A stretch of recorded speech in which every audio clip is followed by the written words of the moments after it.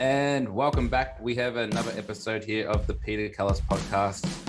Just like classic professionals, we were just working out what the topic was going to be because we arrived here on this Monday evening and we had no idea what we were going to talk about. However, working together and sort of talking about experiences and what we have to talk about today. Today's topic is... God, I forgot the topic. No, that's a joke. Today's topic is memorizing lines. And I tell you what, I don't know about you guys. Welcome to Peter. Welcome to Dennis. Hey. I tell you what, I think if I was able to remember lines better, I would not be doing a podcast. I would probably be working. It's one of the. It's a good topic because it's like, the general public, when they see a play or something, it's like, how do you remember all those lines? It's the number one question. And it's so not important. It's easy to do, but you've just got to put in the hours. It's much easier than all the other stuff, but then it's harder. It's more of a slog. It's the hardest thing to do. Because there's no easy way. It's just hours of hard slog. Just getting through it. Yeah. I had a new person turn up to the lab a couple of months ago, and I gave them a scene. It was 6 pages. And she said, "Oh my God, this is 6 pages." I said, "We have people that memorize the whole script." She goes, "I can't do that." And she left. She left straight away. I guess it can be very, very scary. I think it's one of the most scariest aspects of acting, to be able to stand up on stage. I've got a few stories, as I mentioned in pre-recording. I tell you what, I have a recurring nightmare where it's opening night for a theatre show and I go out there and I just haven't learned my lines. Like I just, not that I'm forgetting my lines. I just did not put any effort into remembering any lines, did not even read the script, but I've had that. Have you had that? That's a common actor dream. Yeah. Well, I'm glad to know that I'm not alone. No. I've had so many circumstances where I have prepared for an audition. I spent like a day or two preparing. I'm talking like hours and hours going over, and then getting in the room, I forget everything. I absolutely forget everything. Has this ever happened to you guys? It's just it's like shell shock. It's just nerves. You just freeze up, And also when you're doing stuff, often when you're learning lines, you're just sitting down doing nothing, and then you get in there and you've got all this other stuff going on. You've got to know them well enough to be able to rattle them off without thinking about it, And it's funny Dennis said that, because I always tell people, well, first of it depends on how much time you got, first of all, right? But I always find out it helps if you learn the lines while you're in character as much as you can be, and while you're actually doing what the character would be doing. Yeah. So if the character is getting ready for work, I tell people, try memorize them while you're doing that activity, getting ready for work.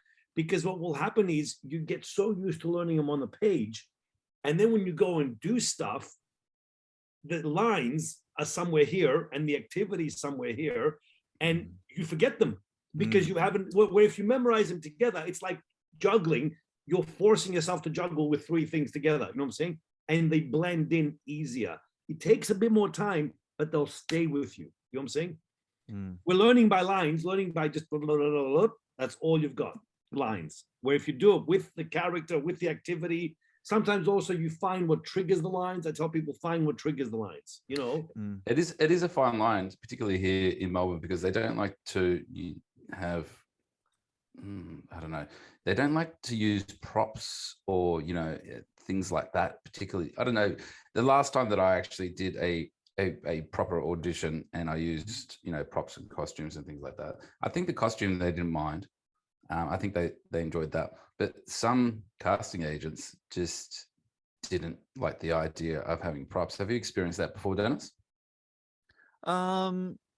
Yeah, look, I've heard that. I mean, I don't tend to bring a lot of stuff because they do want to see the acting. So I can't think of many auditions where there's really been many props needed. I mean, I'd bring something if it was really vital. But usually, I don't know, in my experience, usually when I've been to the auditions that were prop heavy, they've kind of provided stuff. I always try and make it my own. Like, you know, I always one thing, if I go into an audition and things are set up a certain way, I always try and change it. I always try and just to take over the room, you know. But yeah, no, I don't really tend to bring in a lot of props unless it's really needed. And you don't want to go overboard with costume. I don't think you want to go overboard with costume. You want to wear something towards the character. Towards, yeah, beautiful. Yeah.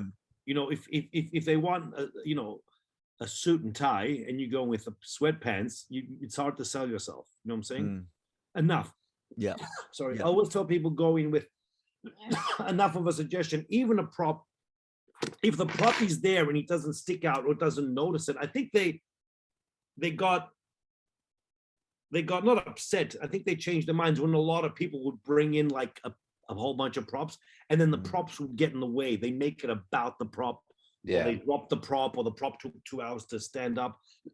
You don't need that. Just enough of a suggestion. You know what I'm saying? Yeah. Same as costume and stuff, you know.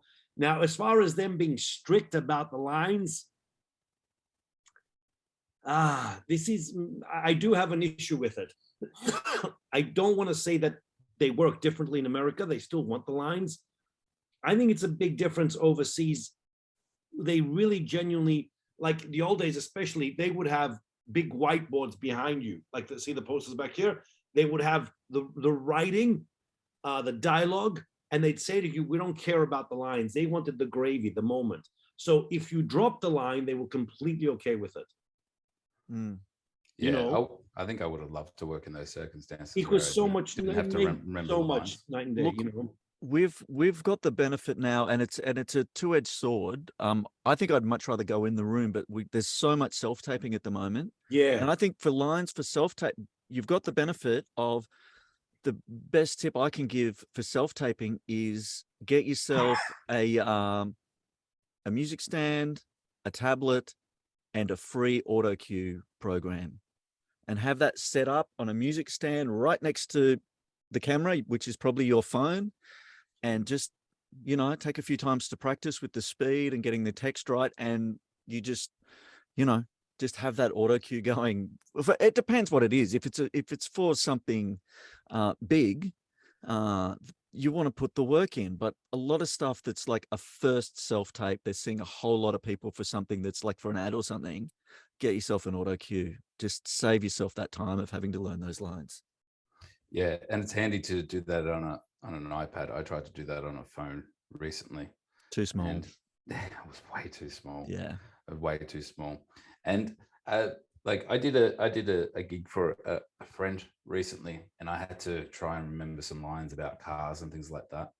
And I worked quite hard the day before, again, to try and remember the lines. And then when I got there, again, it's just, I don't know. I kind of feel like it's not necessarily like riding a bike. You know, you need to sort of have a little bit of a lather there. Otherwise, it doesn't come naturally, especially if you've been doing something different for the last 5 years, like I've been doing. But when I got there, I forgot a lot of the lines, just because of the moment, just because, I don't know, probably fatigue or even just the stress in my mind. Or if you're going to be using teleprompter, you know, if you got ADHD, or maybe if you've got dyslexia or something like that might make it a little bit tough. So you got to try and remember the lines the best that you can. Pete, do you think that working that way, oddly enough, I was watching The Offer, which is all about the making of The Godfather, and you saw Brando with, you know, with all the lines everywhere. With all the lines everywhere, like on people's chest and things like that. Do you think that doing that sort of takes away from the naturalism if you are reading? I guess it also depends how well of a reader you are. Yeah, look, De Niro doesn't memorize a lot of his lines, but he said to me once, he knows the situation. So he knows at one stage we're going to talk about, I always say apples, oranges, and pears. You know what I'm saying? At one stage, he has to talk about an apple, oranges, and pears. And if you ask about the apple, for instance, he knows what he should answer. So he'll just sit there till you ask. That information he's not going to offer because in his mind, the character doesn't bring it up. Dennis's character does. So he'll know the information. So when you ask it, he'll tell you what the information is and he'll know roughly what he's meant to say. You know what I'm saying? As far as information that he's meant to bring up, then what he does is he knows what he's meant to bring up and he'll bring it up, but he's paraphrasing easily 90% or 80% is the exact script and the other 10 or 15% is him just kind of throwing stuff in there, paraphrasing, and they're okay with it. Yeah, I guess they have that time to and space to play as well. And he's De Niro. Like, they're not going to let everyone, especially here, they're not going to let us do that. Really? Yeah, you know what? It's a fine line because I used to think, hey, they do it because he's De Niro, but a lot of people told me no. It's just that he especially has always done it that way, even before he was De Niro. You know what I'm saying? But he still is true to the script and true to the direction of the script. That you can change. You know what I'm saying?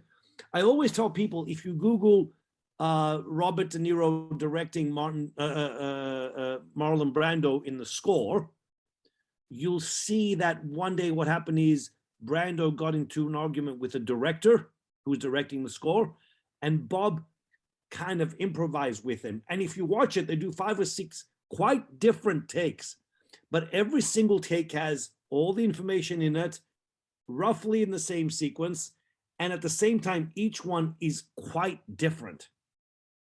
It wasn't word perfect at all. One of them, Marlon pretends to be, like Bob's crazy. The other one, it's more about the girl. The other one, it's more about the money. The other one, it's more about his retirement. And they just kind of play ball and see how it goes. But see, that freedom gives us more permission to be there, right? As opposed to trying to be word perfect. Yeah, there are some scripts, Shakespeare and the Chekhovs, you got to be word perfect with those, But the other stuff, I think giving the actor a little bit of breathing room to play with it, you'll get your money back as a director and then some, because a good actor, we know we take each other in, you can play with it. You know what I'm saying? You can play with it. Yeah. It depends on the project too. I mean, the flip side of that is part of the skill is making the exact words seem like they're improvised. Yeah, well, John Cassavetes apparently, a lot of people thought that his was all improvised, and he said no, it's easily 90% of what's on paper. People assumed it was improvised. He said no, it's not. All right. Here's my issue: if something happens and it's in the moment, and we add a line or two, then don't stop that at the cost of the gravy. You know what I'm saying? If a director says stop, you missed a line, who cares? I dropped the gravy. You know what I'm saying? Right? You're better off going with that than getting the lines and losing the gravy. Yeah, absolutely. Because I mean, what we're ultimately chasing as actors, directors, filmmakers, or even as an audience, is feeling. Yeah, exactly. We're chasing these feelings, and then we have words to sort of like sort of navigate the plot and the storyline a little bit further. But what we're trying to attach ourselves to is some sort of feeling. And I think it's I think it's, Dennis, you'll probably back me up when you say this, when you go in to do an audition or something which is like a commercial or is like talking to camera or something like that, it's really hard to get that feeling. It's really hard to actually get that feeling when you are talking to camera or when you are doing a commercial. It's so different from doing a scene with another human being, whether it's at the lab or whether it's for some sort of commercial or whether it's for a show or whatever it is. Working with a human, I find that to be so much more rewarding. Yeah. And sort of like that's where the joy is in working with another human. But if you are pretending that someone's there, like you are doing in an It's audition, tough, or yeah. that's really, really challenging. Yeah. So have you ever been in situations, Dennis, where you've done the audition and you've got the part, but then uh, they wanted you to play it different than you actually auditioned? Yeah, I guess so. I don't think anyone's really thinking about the audition. Well, unless it's especially if it's a small part, and so the audition is the heart of what they want. Then they really want you to kind of nail that in the audition, and they want you to give that.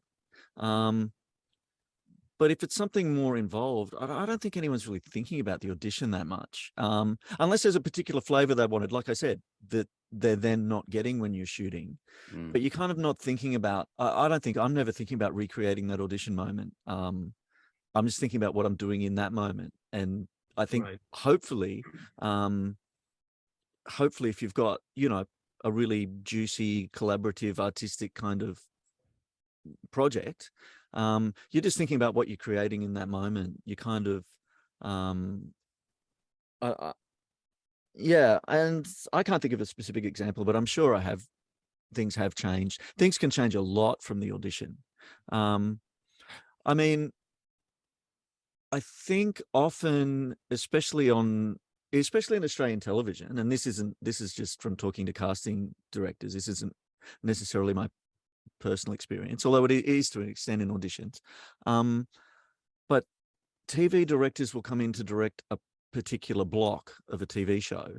And when the auditions are happening, they might be on another project at that point. Their head might not be in it. So what they're trying to see is, that's why they'll get you to do it one way, and then they'll get to flip it completely. And it's not to necessarily nail what they're going to want as a final product. They just want to see that you're a flexible actor, because the director at that point might not be in that project. They have no idea what they're going to want on the day. What they want to see is that you can take direction and go in different directions, so that once they do make up their mind, they can have faith that you're going to be able to deliver whatever they're going to want. So yeah, I don't think, I think a casting director once said to me, look, it's, we're never going to cut your audition into the movie. Like, it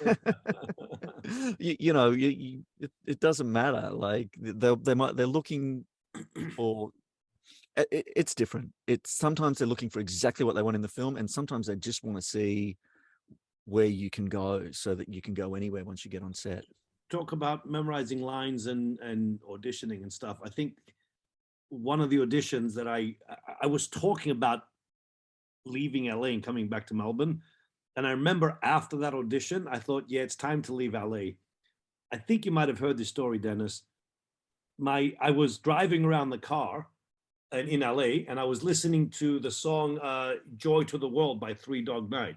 Joy to the world and the deep blue sea. I'm saying, sing it at the top of my voice. And just by chance, my agent called and said, listen, there's an audition. It's a commercial, and they want you to sing the song Joy to the World. So I thought, I've got this. I got the CD in the car. And I remember putting the CD and singing at the top of my voice, Jeremiah was a bullfrog, da da da da da da da. And I get there, and they had 3 levels of people standing up. So there's easily 30 or 40 people in the room. And they said, all right, everyone get there. And they put the camera there. And I had no clue till a split second before they said action. I was there, I had my song ready, and somewhere to my right, I remember this woman, and just before they said, all right, everyone, let's get ready to do this, they said action. I started, Jeremiah was a bullfrog, and a split second before I opened my mouth, this woman put on a Christmas hat, and everyone went, joy to the world, da da da da. And the guy behind the camera did this.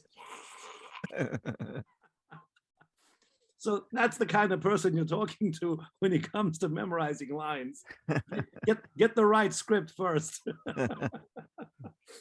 But yeah, I know, right? But it's I find, like Dennis said, some casting agents are really lovely with it. I remember casting agents in LA, they didn't care. They just said, go with it, as long as we don't lose the gravy. Do you know what I'm saying? And the other thing that's interesting is that it comes down to the project. For instance, many times, if they see that you got the lines and you understand the scene, and then you get a second call back, they're more open to you playing with it. You know what I'm saying? It's like Dennis said, now they know you've got the right ingredients, they get it.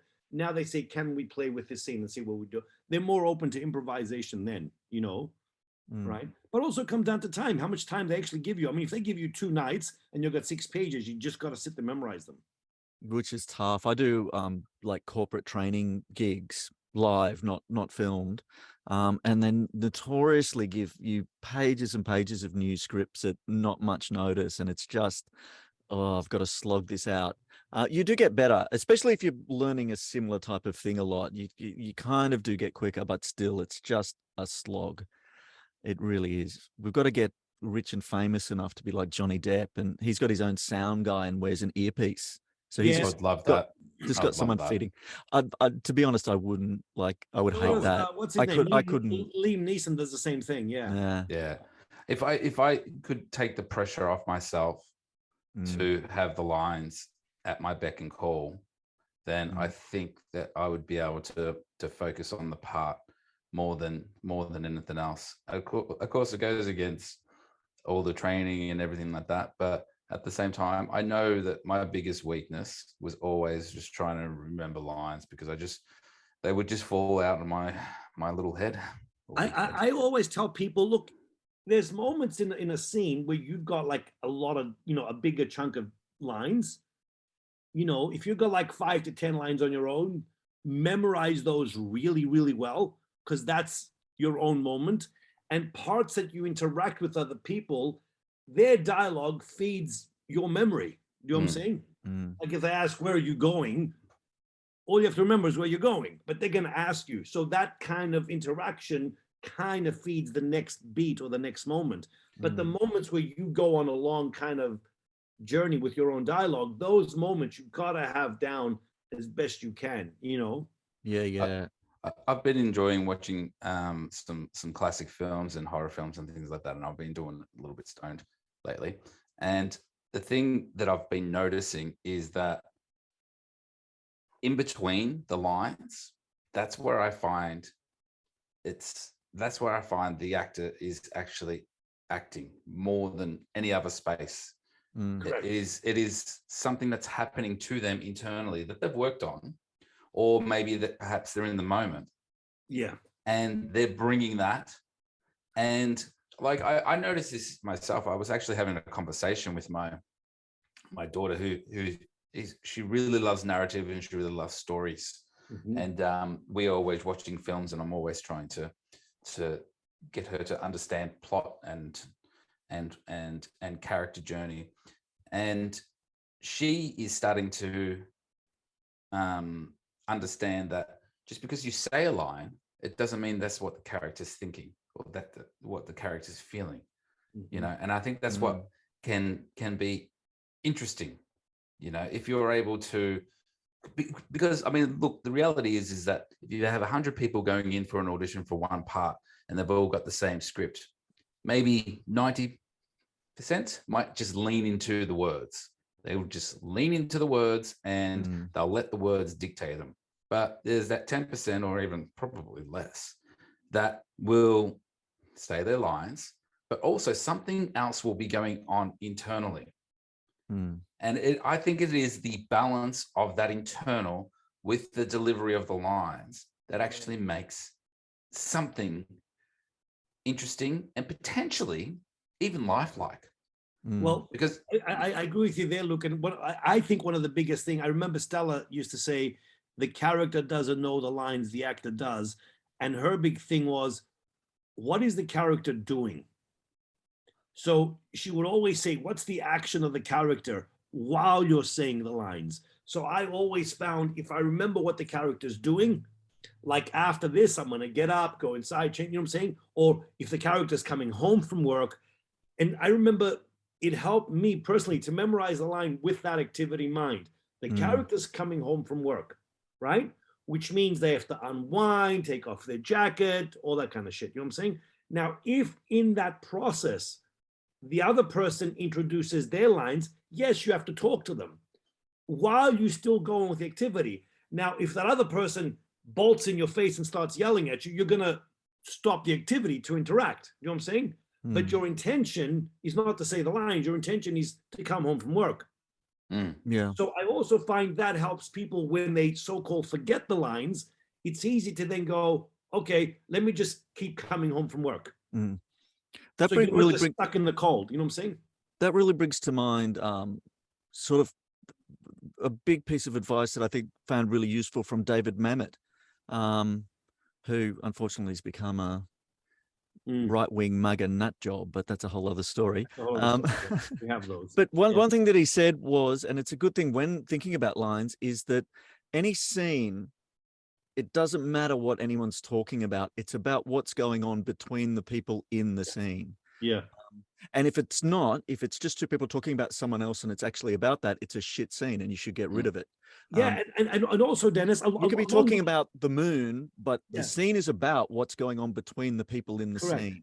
That's what. Well, and also, guys, you'll notice that, like Stella used to say, look, anyone can memorize lines and just come up with the lines.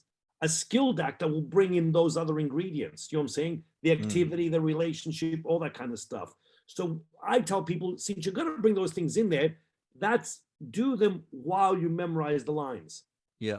Because then your body and your activity literally marries the lines to that activity. You know what I'm saying? Yeah, yeah. Right? It finds it. And guess what? If I always tell people, if I see your scene with the volume down, I will actually see what Dennis just spoke about. I'll see the scene rather than just depend on the lines. That's something that you said a long time ago to even with show reels and things like that. I remember you saying that to turn the volume down to see if you can still tell what's going on. Watch what happens. You'll see a big difference. I can literally see people anticipating the line or doing that. And I go, no. A better actor doesn't put all the weight just on the lines. You know what I'm saying? Yeah. But I'm like, we also talk about very much at the lab that, it's not about the lines. It's about everything else. But I really find that if I don't know the lines well, it's really hard to get away from just sitting on the lines because I'm thinking about the lines. Like I need to learn them super, super well so that I can throw them away. So I'm not thinking about the lines. Yeah. See, Go on. I was going to say, I think there's a two-sided coin to that. I think if you know the lines really well, then that also, yes, it does take a lot of pressure off. But I think if you're going into any sort of scene and you're really, really focused on the lines, you're really not bringing. There's no joy. Personally, for me, there's no joy in doing any scenes where I'm just delivering lines. Like I find that really, really joyless. Yeah. But my point is, if I don't know them well enough, then I am just thinking about the lines. I need to know them really well to not be thinking about them. Here's my question to you. I also find it depends on how you memorize the lines. And I'm a big advocate for that. I'll give you an example. If you memorize them off the page, right? Now all you have is the page. So if I took the page away, you're literally in the dark, right? If you memorize them with the activity and with the intention of the character, I could have the script here. I'm not going to read it. I'm just basically doing it as a guide. You know what I'm saying? But I remember why the character is here. He's here to talk to Dennis about this issue. So those are the things I have to memorize. So I know the lines enough that I don't go in a different direction. I know the lines enough that information has to come through. So then it also, I find if I know the lines enough, 70% of what I'm going to say, I know, 60, 70%. The rest, even if I got the page there, I'm not going to read it, but I'm more focused on Dennis and the activity and what he's doing. And the lines just kind of come in where I can spot an actor a mile away when they're just doing the lines. I always tell people, by the way, in class, I said, watch, in a couple of minutes, he would have lost his lines. And sure enough, they lose the lines because you can tell that they're just doing the lines, meaning they're coming with the lines in first, you know? Yeah. With everything that we've been talking about, like learning lines, and I think we've gone a little bit deeper into discovering intention. How much does the character's sort of journey or the character's main desire within, the segment of the scene or segment of the film, like an undercurrent throughout of the lines? The only reason that I bring this up is because I sometimes just find myself, even with daily life, I could be folding the clothes, or I could be, picking up fucking dog shit or something like that. But there's something driving me for that day. There's something that's sort of going through the undercurrent of me, the undercurrent of the character. How do you discover the undercurrent of a character if you don't have, an exorbitant amount of time? Okay, I'm glad. Okay, so here's what our podcast is about today, folks. Glad you joined us. The undercurrent is everything for my taste. And the undercurrent comes down to, it's what they say, talent is in the choices. I always tell people, every actor gets the same exact script as you. They don't give the famous people a different script from you. See, most of us focus on the lines and how we say them. Great actors have that undercurrent. Now, the undercurrent, a lot of times, is what feeds the lines. And also, if you can see the screen, this is the beginning, middle, and end of the film, right? You do get better at knowing when to push the undercurrent.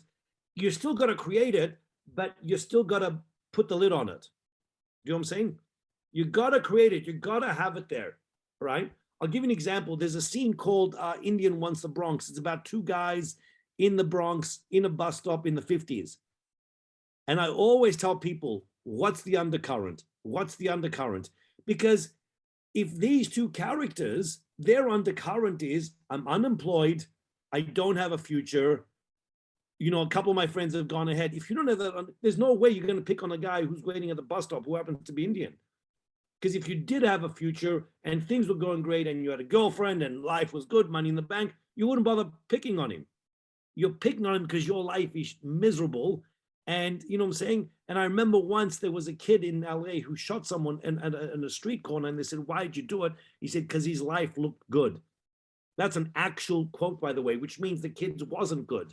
That was his undercurrent. So even with Zoo Story, the first thing I tell people is, when they open their mouth and they say, I've seen to the zoo, and I don't see the undercurrent, I go, well, yeah, thank you, I'm going home.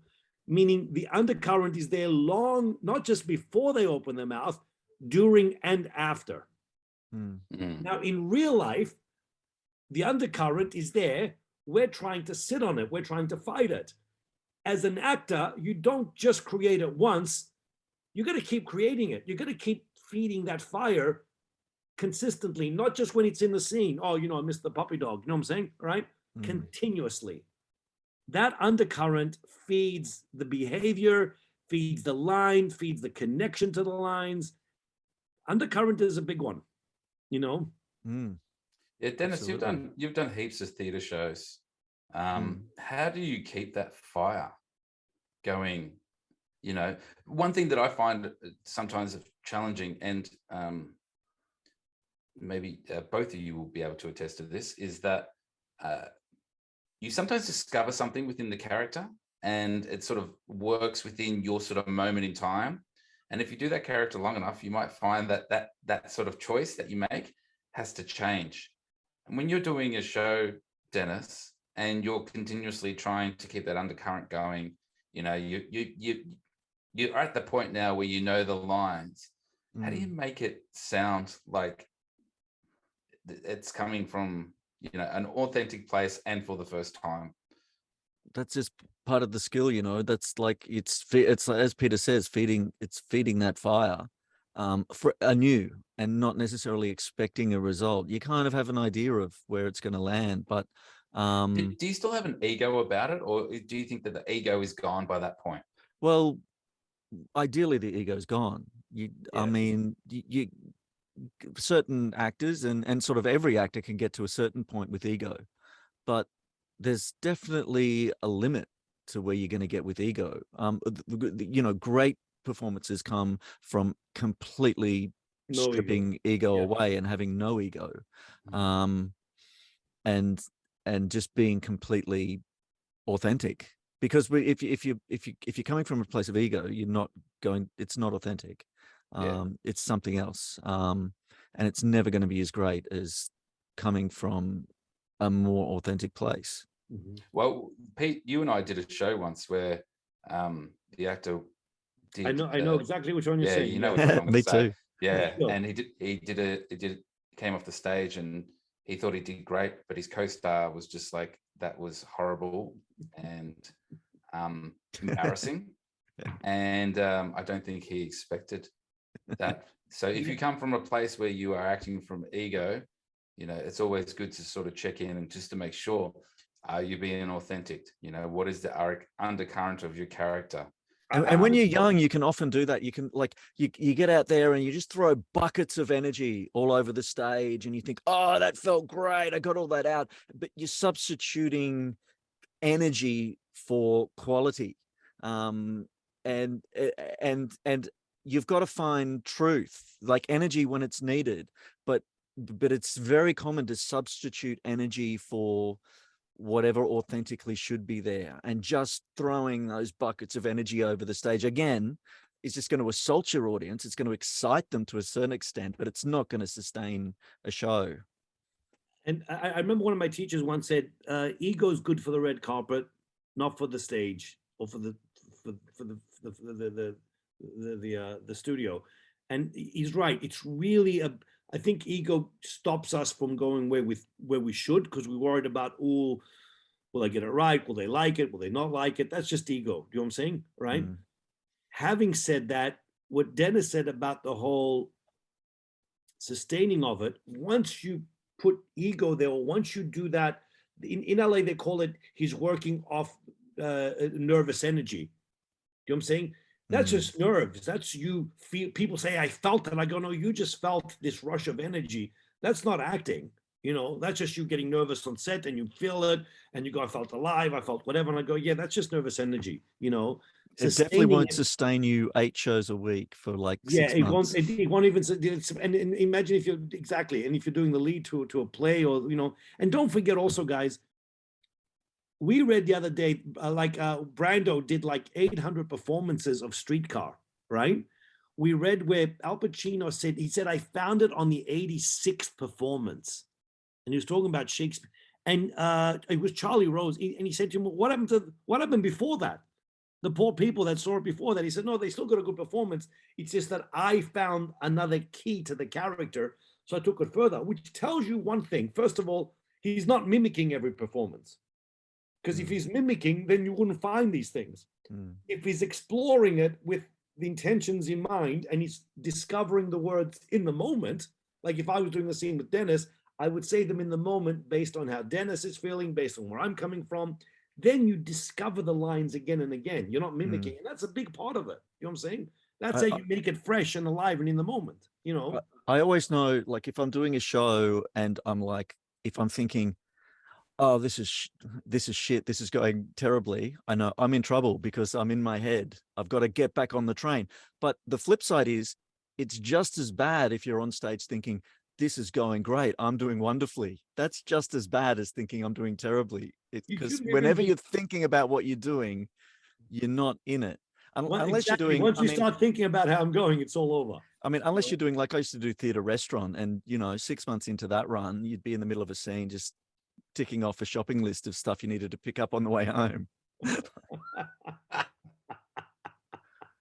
But if you're doing theater you really care about, you don't want to be thinking about what you're doing, good or bad. Get that ego out of the way and just be doing whatever you're doing. And then you'll be watching yourself, right? Well, there's other things that you can also do before you even pick up a script, before you even, start learning lines. you know, the aspect of reading and possibly reading out loud is also very, very helpful. You know, if you're going to be working on the ego, you know, meditation or any form of meditation that you can think of that sort of gets you into the moment. I think that is also, you know, that can be practiced in life.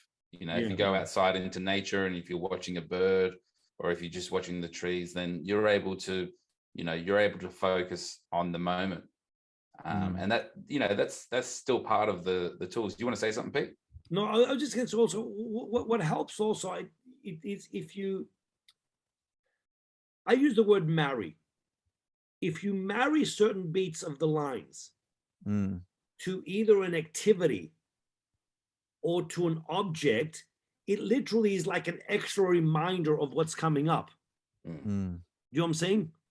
So while the character's coming home from work, if he knows that the wife will ask him, how was your day?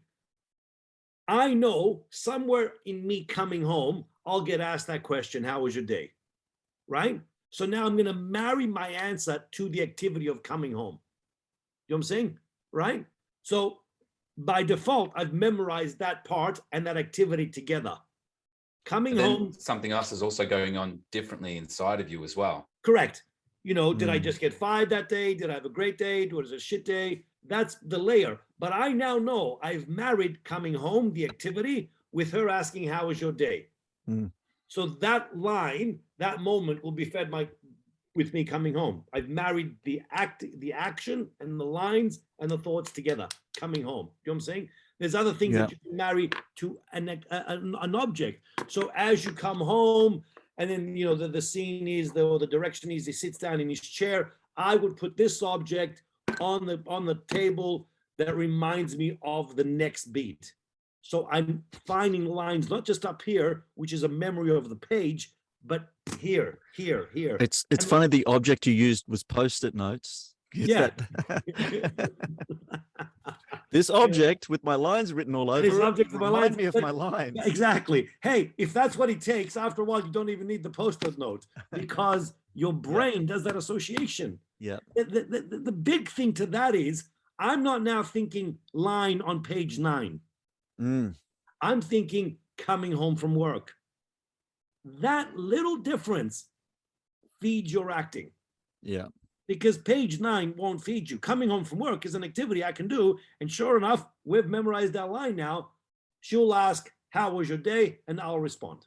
And that marrying of that activity with the lines or the beats is one way which really helps you maintain the lines and what's coming up next. Because page 9 is page 9. Your brain goes, what was after? Was it the bottom page 9? And then he takes you out of it. Where here, even if I forget my line, I'll just keep going. I'll just keep unpacking them, walk into the office or whatever he does. You know? Yeah. One thing that I do as well, which is different from when I was younger. I used to be, you know, it's like that. It's kind of a panic to, I've got to know these lines. So if you're doing a show, you've got like 50 pages. It's like start at page 1 and learn page 1 super well. Okay, I've got page 1. Move on to page 2. But now, and it partly comes from you know, just the confidence of going, I know I'm gonna have these. I don't need to panic about that, is a more kind of layered approach. And it works with what you're saying, Pete, of marrying everything to what you're doing. It's just becoming familiar with the whole thing is the first step.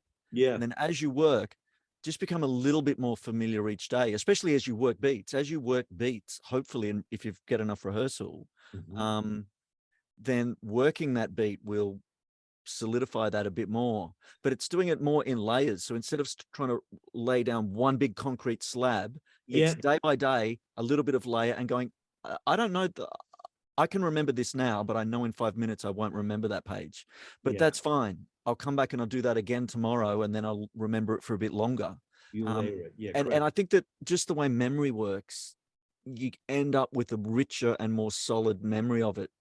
If you don't try and do it in blocks, if you do it in layers, a little bit each day, a little bit each day, a little bit each day. And as the project is coming to life and you're working on it, you'll be learning the lines a little bit more, and they will be more married to the beats and to the actions. And I find even if it's a TV thing and there's like 3 scenes, I'd Yeah. still do that. I'd become familiar with them all. The next day I'd know them a bit more. And even if you've got 3 days and I go, okay, I need to know them by Thursday. So on Wednesday, I'm not panicking about needing to know them today. Yeah. I'm working on everything else. And then to add that with the activity, I think you'll find you're able to sustain the lines longer without getting to that horrible moment where you go, shit, I forgot my lines. Cold. Then you've come out of it. Like I tell people, you don't sit there in real life going, I forgot what my lines are. You know, It's you the just keep worst going. feeling in the world. The worst. Especially in something like Shakespeare where you can't fake it. I told you guys, I just said this story earlier. I was talking to Barry Primus one day, and he was in a Shakespearean play in what's it called?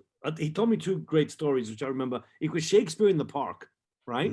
I don't remember what the plays were. One of the plays, he said he completely forgot his lines, and the audience started booing him. He was doing Shakespeare, and he said, I made eye contact with someone in the audience, and he's going, boo, boo, boo. And he goes, yeah, you, boo.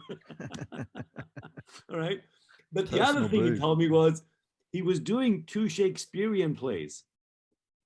And he finished one and he had to catch the subway to go to the other one, right? Which was Shakespeare in the Park. And Kevin Kline was in that one also. So he said when he caught the subway, he was changing outfits and getting ready for the other one. But for some reason, he didn't have time to change his actual shirt because he was running late. So he just put the jacket over the shirt. And he says, because he wore that shirt, in his brain, I'm doing that play.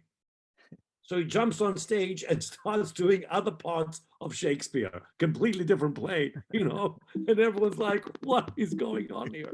And with Shakespeare, you're stuck there. You know what I'm saying? You just announced Richard III when you're doing Merchant of Venice. You know what I'm saying? Yeah. And he goes, people just went, what is he saying? You know? And it was Kevin Kline who said to him, we're in a different play while they're on stage. And Barry's like, what? You know? I had a moment in doing Comedy of Errors with Australian Shakespeare Company in this January. And there was just, it was kind of not a real, it was kind of like, if I had have just trusted, this passage that was coming up was one that was tricky for me to remember. And if I had have just trusted and just let whatever come out, it would have come out correctly. Right. But I kind of got it in my head that I was going to get it wrong. So I'm trying to think about it. And through that passage, I just said a whole lot of Shakespearean gib. It sounded right. And the terrible thing is, the great thing and the terrible thing is the audience wouldn't know. The audience couldn't tell. But what I said in that passage made no sense at all. It was just Shakespeare, vaguely words that I have in that speech put together in a weird order, and something came out. But that moment of thinking you're going to just dry is just it feels like it lasts for an hour. And he takes you out of it, and everyone knows. And so, you know, the great ones, you don't even show it. They don't show it to you. Many actors show it. They just kind of stop. They freeze. You know, the great ones don't. They just keep going on. You know, with something. So, if you are an actor out there and you have trouble remembering lines, just remember you are not alone. We have all been there, and even some of the greatest actors that they've ever stepped on this earth, they have also had that sort of challenge. I guess what we've sort of nutted out today is that, you know, it takes time, takes preparation, make sure that you're in the space, make sure you're in the moment, and do what you can to give yourself an advantage for the character and also as an actor. Is there anything that you want to really quickly, some tips? Add an activity to it so you memorize the activity. Add a trigger to it, meaning what triggers that thought. Do you know what I'm saying? Especially if you're the one starting the conversation. So you remember the trigger and then you go, what about such and such? You know? So you do everything you can to feed the lines off the page. And if you're panicking, activity, whatever, you know? If you're panicking because it feels like hard work, that's because it is fucking hard work. It's just hard slog. I think that I saw an interview with, and I can't remember who it is, a British actor who's like an A-lister, like a Jeremy Irons, Nigel Havers. It was that era. It might have been Nigel Havers. Right. But he said, I act for the love of it. I act for free. For learning the lines, I charge a shit ton of money. That's it. And like we said, most That great is actors beautiful. don't know the lines. You know. Yeah. That is beautiful. That is a great way to wrap up. Dennis, is there anything that you want to plug? You got any shows going down? Currently not at the moment. I'm going to be in Sydney. If you've got kids, I'm going to be doing a kids show in Sydney for the school holidays in September. Alice in Wonderland in the Botanical Gardens by the harbour there. So if you're in Sydney, bring the kids down to there. No shows planned at When are this you going stage. up there again? September? I'll be there from September 9 till October 11. I've got 2 weeks rehearsal, then 2 weeks season. Oh, perfect. I'll see you up there then. You know. Yeah. And Pete, class this week? Class Next this week. week? We start tomorrow. Yep. So I'll probably join us if publish you this wanna learn. tomorrow. So classes are on Tuesday nights. Wednesday night, Thursday night, Tuesday morning, Saturday morning. So if it's find us. Tuesday night and it's not 7 p.m. yet, get your ass to the lab. What are you doing listening to a fucking podcast when you should be Yeah, working? exactly. Yes, listening to a podcast is great, but it won't make you an actor. Getting your ass It's not going to in make class you an actor. You got to Getting go on out there and stage. do it, people. is what makes you an actor, you know? Okay, we are going to be back here in a few weeks, but if you've got any questions, make sure you reach out to Pete through his Facebook page or on Twitter. And Dennis, no more plugs for you. And you don't want to get people reached out to you, do you? Go watch a good movie. If you have questions about anything we say, I'm happy. You can find me on Twitter at Dennis Menahan Actor. There you go. Okay. Well, that has been another episode of the Peter Kalos podcast. My name is Luke. That's Pete. That is Dennis. And we will get you on the next podcast. Okay. Good luck, everyone. Bye-bye.